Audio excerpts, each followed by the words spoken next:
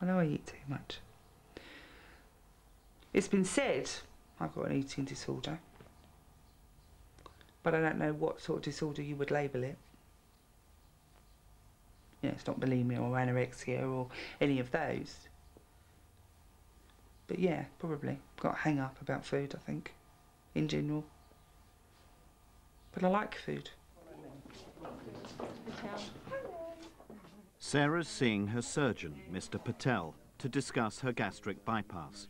The operation will massively reduce the size of her stomach and allow her to eat very little. You tend to lose between about 60 and 80% of your extra weight. The way this works is by three methods, really. One is it restricts how much you can eat by a smaller stomach. It also has a degree of malabsorption that stops you absorbing as much food. And a feeling of sweating and feeling weak if you have when you eat. So it's sort of a little bit of aversion as well. Okay.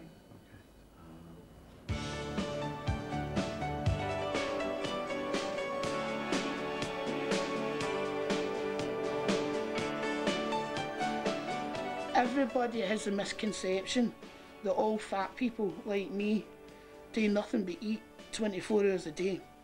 And it's not true. There may be some people that do it, you know, who want to be the fattest man in Britain, for instance, and are quite happy to eat themselves to 50 stone. But I don't sit here and eat 24 hours a day. My mother was obese and her grandmother was obese. So obesity has always been a problem in my family. By the time my mother had died, she'd been up to 35 stone. I was brought up in the basic Glasgow diet of pie and chips and mince and totties, you know, and packets of crisps off the van, just like everybody else. But I'd put weight on quite easily. I'd eat probably more rubbish than I was supposed to eat, which didn't help the weight problems, because obviously the more rubbish you ate, the bigger you got. And it just went, you know, a never-ending circle, really.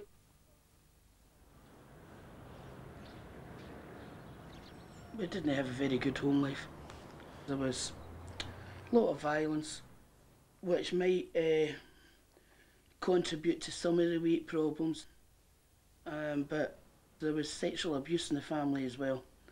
And when it's a member of your own family, your dad in my case, it was kept hush-hush. And me as a child was too young at the time, really, to know that what was happening wasn't normal. Because I was always my daddy's princess. That's his nickname was for me, was his princess. I was his dark-haired princess. You know, so at the time when I was only about maybe 7 and 8, you're 7 and 8-year-olds, you don't know what daddy's expecting you to do and what daddy's doing to you is wrong.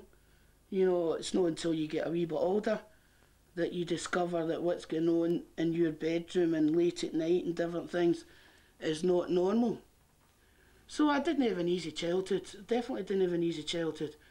Between that and being the fat kid in the class, I didn't see it then, but I think I was probably emotionally disturbed.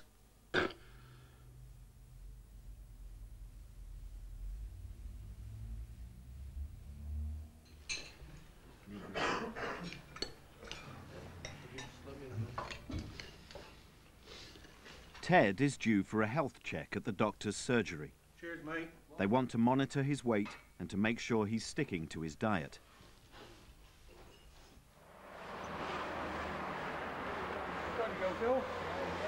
Apart from being hoisted out of the window by a crane, this is the first time Ted has left the hotel for 3 months. Take some look.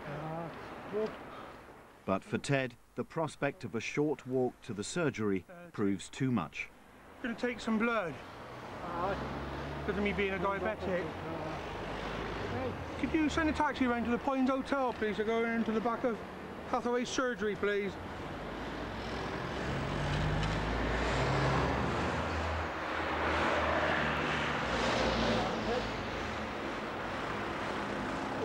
Front or back? Front I go. It's easier. All right, I'll see you in a bit. Yeah. All right. See you, Phil. Okay, can you take a seat a minute, and I'll be with you right now. Okay? I won't get in one of them now. Couple of minutes.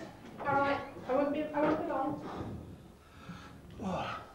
Ted doesn't like coming to the surgery. He feels he's always being told off about his diet and lack of exercise. Consequently, he's sometimes a bit economical with the truth. So how are you today? Oh, not too bad. How are things going? What diet-wise? I only have one cereal, some toast, 4 boiled eggs now. Cut out the filling breakfast altogether. Right, so that's your breakfast. What about your lunch? I don't go with lunch. Right, it's rather important that you do have 3 Yeah. equally spaced meals a day. No, I know. You've really got to look at what you're eating and your whole commitment to perhaps losing some weight. As I said, I've cut all the fried stuff out now. Last time we talked about perhaps making some goals of perhaps doing a little bit of exercise, like walking up the road to the park. Just up to John I'll Paul's get there Park and eventually with back. one of the other guys. But- Take one of the other guys with me just in case anything happens. But you haven't actually been out and tried, you know, a little stroll at all? Oh no, I do a lot of that walking around the hotel. I go along to the toilet, come back again. At the corridor. The main reason for today's visit is to put him on the scales in order to monitor his weight. Real when you got used to, innit? 31 stone, 12 pound. Why do you think the doctors get fed up with you? I don't honestly know. I don't honestly know. I never bother to ask them. And I don't intend to. Because I don't want to know the reply I'll get out of it. I think I'll just leave it as it is. And just carry on coming down when they want to see me and that and whatever. Because I don't want to hear the wrong answer. If I ask why, if they're getting fed up with me.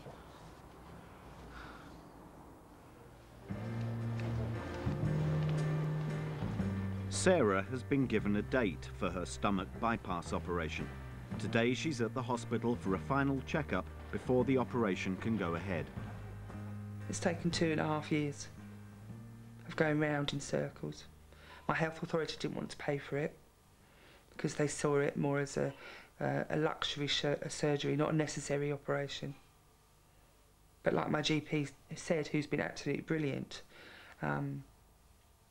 if I don't have this done now, then in 5-10 years' time I'm going to need hip replacements and knee replacements, and I'm going to have cardiac problems, and I'm going to have diabetes, all that would cost the NHS far more than having the surgery done now.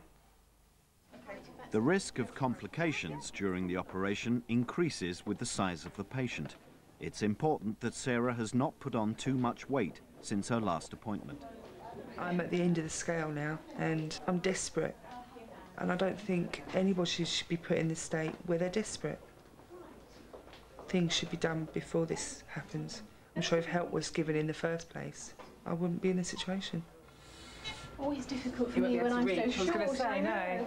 Now, if you can get your heels If I had lung cancer because I smoked, I would have had help a long time ago. And surely lung cancer for smoking is the same as obesity because I've eaten too much. Is it not the same? Right. Just hold on a second. I'll just let that calibrate. Don't like this bit. Don't think any of us do. There, hop up there, okay? Right, if I can just come round here, I can just see that. Sarah weighs 160 kilograms. That's 25 stone, 2 pounds. The operation can go ahead. Your BMI. We saw in August her weight was 154 kilograms, and at present it's 160 kilograms. So she's actually increased 6 kilograms in approximately 2 months, just over 2 months, which makes that's about a stone, nearly a stone increase in weight. That's quite a dramatic increase. So it's a really good time for her to have surgery. I wish I'd done it 2 months ago.